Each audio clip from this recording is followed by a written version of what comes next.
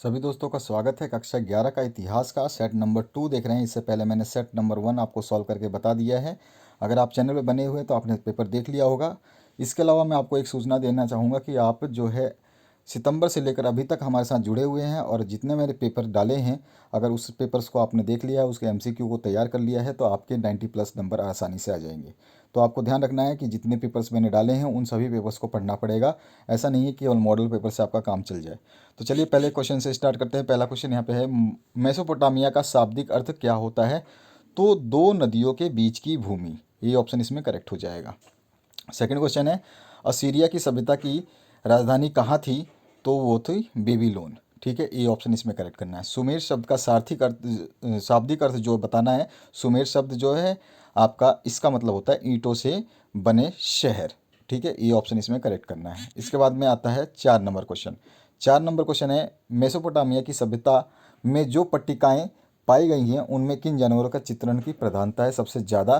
क्या चित्रण है? तो बैल भी हैं, रोटियां भी हैं और मछलियां भी हैं, तो इनमें से सभी आ जाएगा। उसके बाद में 5वां है, कुम्हार के चाक का आविष्कार किसकी सभ्यता की देन है? तो मेसोपोटामिया की सभ्यता की देन है। उसके बाद में 6 नंबर क्वेश्चन है, मेसोपोटामिया की प्रमुख उपज वाली फसल कौन सी थी? तो वहाँ पे सबसे ज़्यादा गेहूं की उपज की जाती थी। ये ऑप्शन करेक्ट है। उसके बाद में 7 नंबर जो क्वेश्चन है, झूलते बाग की सभ्यता की देन है? तो बेबीलोनिया सभ्यता के देन है। बेबीलोन के झूले भी बोलते हैं उनको।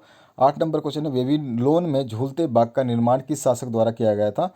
तो उसको नबूवत नेजर ने करवाया था। ये ऑप्शन इसमें करेक्ट होगा। उसके बाद में 9वां क्वेश्चन है, किस पुस्तक में जल पल्लवन की घटना आती है? तो बाइबल में आती है। ये ऑप्शन इसमें करेक्ट करना है।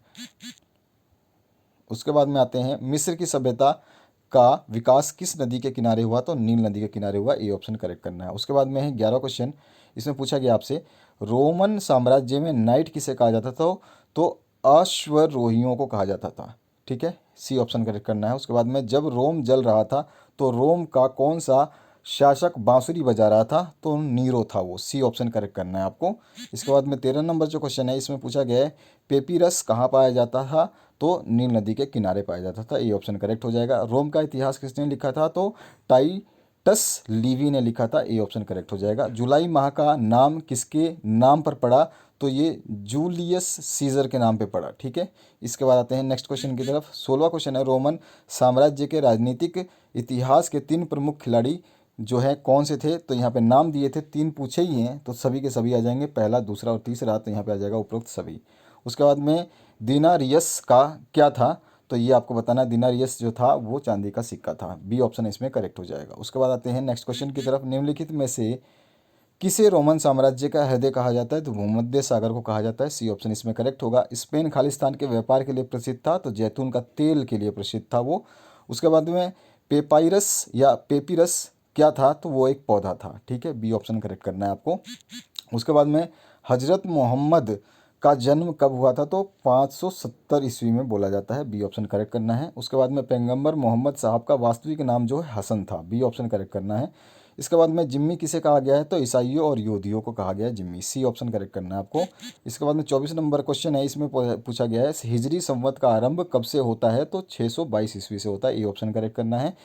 25वां क्वेश्चन है, अल बुरूनी ने किस पुस्तक की रचना की थी? तो तहकीक ए हिंद की रचना की थी। डी ऑप्शन करेक्ट हो जाएगा। उसके बाद 26 नंबर है, नई फारसी कविता का जनक किसे माना जाता है? तो उसको रुदगी को माना जाता है। सी ऑप्शन आपको करेक्ट करना है। उसके बाद में 27 नंबर जो क्वेश्चन है, निम्नलिखित में भूगोल वेता कौन थे? तो वो थे अल खारिजिमी। ठीक है, सी ऑप्शन इसमें करेक्ट करना है। इसके बाद में 28 नंबर, मोहम्मद साहब की पत्नी का नाम जो खदीजा था। ये ऑप्शन आपको करेक्ट करना है। 29 नंबर है, किसने दूरबीन और कुतुब मीनार का आविष्कार किया था? तो कुतुबनामा का आविष्कार किया था, तो चीनियों ने किया था। बी ऑप्शन इसमें करेक्ट हो जाएगा। उसके बाद में आते हैं, गजनी सल्तनत का संस्थापक कौन था? तो मोहम्मद गजनवी था। इसी के नाम से उसको गजनी का जो है वो पड़ा था। 31 नंबर है, लुई 14 वहाँ के निरंकुशतम राजतंत्र को किसने संभव बनाया? तो वो था रिशुलू और मेजारिनी। सी ऑप्शन करेक्ट हो जाएगा। 32 नंबर है, सामंती व्यवस्था का मुख्य आधार क्या था? तो सेवा था। बी ऑप्शन इसमें करेक्ट करना है। 33 नंबर क्वेश्चन है, इसमें आपसे पूछा गया है, डॉन कीजोट उपन्यास किस वर्ग का प्रमुख चित्रण करता है? तो ये नाइटों का प्रमुख चित्रण करता है। ए ऑप्शन करेक्ट हो जाएगा। 34 नंबर है रोमन चर्च का प्रधान कौन था, तो पोप था, ए ऑप्शन करेक्ट करना है। उसके बाद में टाइथ किस प्रकार का कर था, तो ये था धार्मिक कर, सी ऑप्शन इसमें आपको करेक्ट करना है। उसके बाद में हम आते हैं नेक्स्ट क्वेश्चन की तरफ। तो धर्म सुधार आंदोलन के सर्वप्रथम प्रवर्तक कौन थे, तो मार्टिन लूथर थे, ए ऑप्शन करेक्ट हो जाएगा। उसके बाद में 37 नंबर है धर्म सुधार आंदोलन की शुरुआत कहाँ से हुई थी, तो जर्मनी से की गई थी। 38 नंबर क्वेश्चन है सामंतवादी अधिकृत व्यवस्था की सबसे छोटी इकाई थी, किसकी थी, तो नाइट की थी, ए ऑप्शन इसमें करेक्ट हो जाएगा।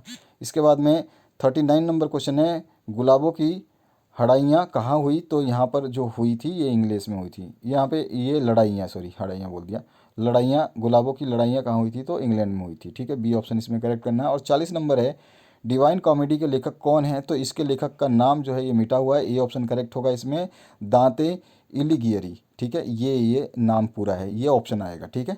तो यहाँ पर ये ए ऑप्शन की जगह ये आएगा, तो ये इसका ऑप्शन का राइट आंसर है। तो 40 प्रश्नों के उत्तर आपने देख लिए, और डिस्क्रिप्शन बॉक्स में आप जाओगे तो आपकी पूरी की पूरी प्लेलिस्ट बना रखी है, उसमें सारे सब्जेक्ट आपको मिलेंगे, घबराने की ज़रूरत नहीं है, सारे सब्जेक्ट लाइन से मिलेंगे आपको, एक से बढ़कर एक सब्जेक्ट के आंसर्स आपको मैंने दे दिए हैं, उनको तैयार करना है।